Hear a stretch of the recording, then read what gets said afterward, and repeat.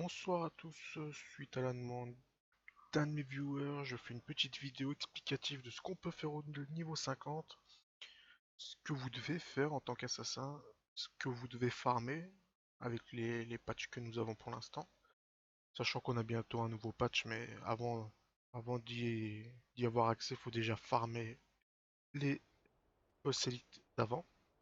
Donc, d'abord, question PvE. Bon, question PvE, voici les branches que j'utilise. Exactement. Donc pourquoi je joue comme ça et qu'est-ce qui fait que je joue comme ça? D'abord, on commence par la base, la frappe obscure. Pourquoi j'ai pris la frappe obscure plutôt que l'incision éclair? Certains assassins jouent avec l'incision éclair. Parce que la frappe obscure régénère de la concentration en cas de coup critique. Et vu que j'ai un stuff axé coup critique, c'est tip top. On perd pas beaucoup de concentration. On spam F, clic droit, comme un gros goré. Et on y va. Coupe-gorge n'est utile que en PvP. On va y revenir plus tard. Et incision éclair, bah, je trouve pas que ça vaut le coup parce que on perd du DPS, on perd vite toute sa concentration sans pouvoir la régénérer. Premier point. Deuxième point, le drain d'obscurité. Pour garder la fufu quand l'ennemi est empoisonné. Et empoisonné grâce au lancer de mine, bien sûr, mais aussi avec l'attaque furtive. Donc là, vous n'êtes pas obligé, hein. Là, je l'ai mis parce que certaines, certains boss, j'ai un intérêt à utiliser le kunai pour se placer derrière l'ennemi. Mais sinon, vous pouvez, si vous n'avez pas de place, vous pouvez le mettre ailleurs, hein. Donc, l'écran de fumée, pour mettre la furtivité sur tout le groupe, sur les donjons héroïques, c'est vraiment pas mal.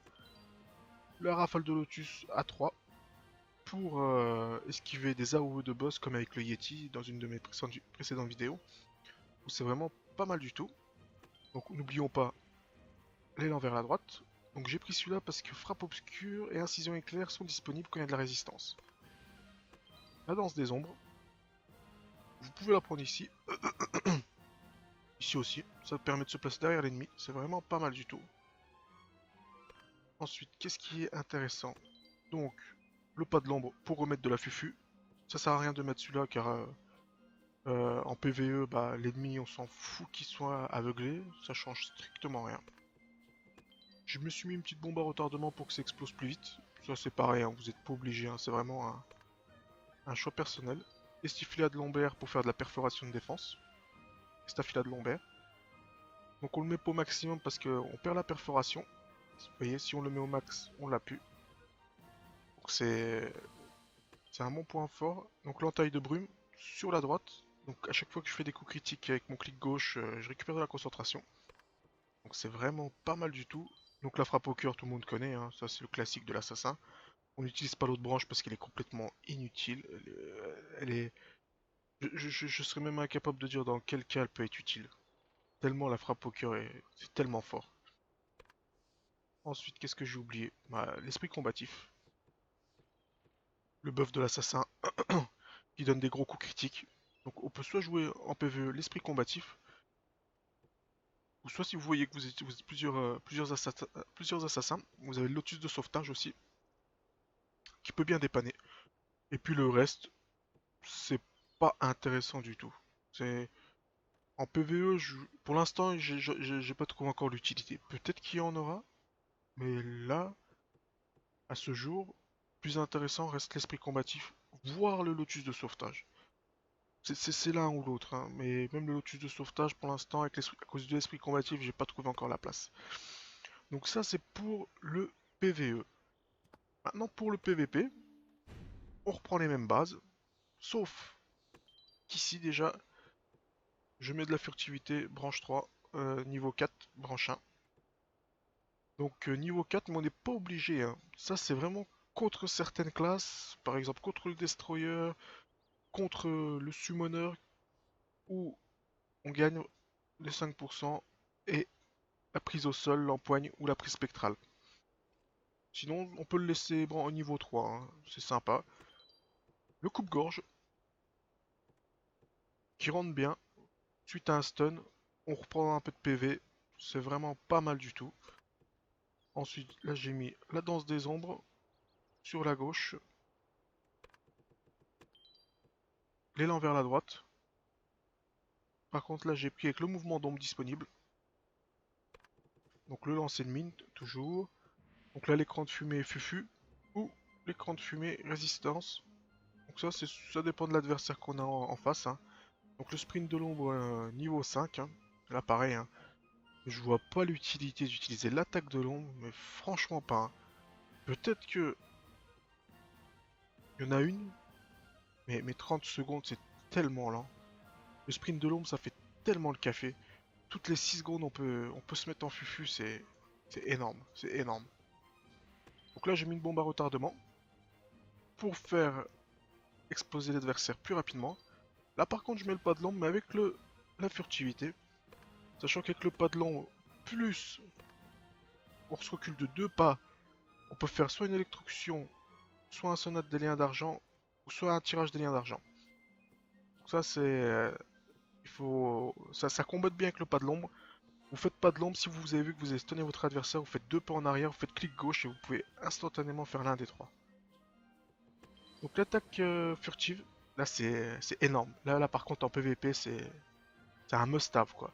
On met son kunai en fufu, on peut taper l'adversaire qu'on soit à l'autre bout de la carte, c'est très très fort, c'est même là l'un des trucs les plus forts je trouve de l'assassin. Donc la rafale de Lotus, toujours pareil, pour esquiver les dégâts. Après on peut prendre aussi la rafale de Lotus, mais en stun. Ça c'est pareil, c'est selon l'adversaire que vous avez en face. On peut le prendre aussi, parce que stunner un adversaire 3 secondes, ça peut être pas mal, hein. Ça peut être pas mal et ça peut faire le café.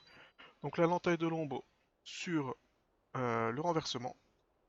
Donc tout à l'heure l'entaille de l'ombre était ici, en PVP, en PVE je veux dire.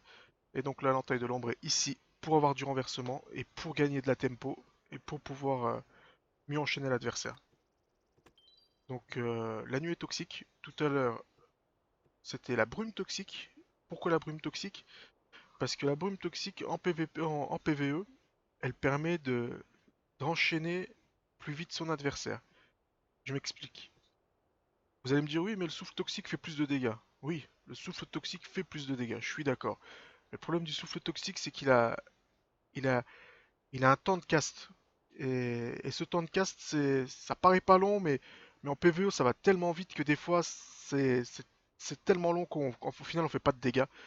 Parce que si on fait souffle toxique plus clic gauche ou clic droit en même temps, ça s'annule automatiquement. Là, je peux faire brume toxique et je peux directement enchaîner avec mon tab pour passer en fufu et derrière enchaîner l'adversaire bien comme il faut. Donc, moi, je trouve que la brume toxique en PvE fonctionne très bien. Par contre, ici, on prend la nuée toxique pour bloquer les, les compétences défensives pendant 8 secondes, ce qui est très fort en PvP. Donc, le lotus d'évasion qu'on met à 1. Contre un assassin, en match miroir, je vous dirais prenez l'esprit combatif. Avoir de la fufu contre un assassin, c'est très très fort. Contre un assassin, je vous dirais prenez le souffle toxique. Parce qu'il est centré sur l'adversaire et ça permet, quand il passe en fufu, directement de le défufu. Contre un assassin, je vous dirais d'utiliser la mine de givre. Ça permet de gagner de la tempo, de le stun, même si vous faites pas de dégâts, c'est pas grave. Le but c'est de le bloquer. Et quand il vous a aveuglé ou quand il essaie de vous bloquer, c'est énorme. Donc les staphylas de Lambert, toujours pareil. Toujours sur le côté gauche, hein, pour le stun. La frappe au cœur, pareil, hein, pareil qu'en PvE. Là, j'ai rien mis sur l'entaille de l'ombre parce que j'avais pas de place. Et tout était déjà utilisé. Mais pour résumer, voilà les deux branches que j'utilise pour le PvP, pour le PvE, et que j'adapte au fur et à mesure des adversaires que j'ai en face. Sachant que 50% de mes matchs, c'est en général comme ça que je joue. Ah oui, et j'ai aussi le leurre, j'avais oublié. J'ai mis leurre sur un bouclier. Pour avoir un petit bouclier, c'est vraiment pas mal. C'est pas grand chose, mais contre des classes, ça peut faire le café. Par exemple, le Blade Dancer. Le fait d'avoir un bouclier sur le leurre, ça peut bien dépanner par moment. Et puis bah, le choc foudroyant à 1. Et puis c'est tout, je crois que j'ai fait le tour. Donc, pour finir, on va revenir sur ma branche PvE. Pour finir, qu'est-ce que je joue, comment je joue. Donc, Déjà, le BABA c'est de monter son stuff, on est bien d'accord. Ensuite, c'est des gemmes. Donc partir sur une puissance d'attaque, un drain de vie.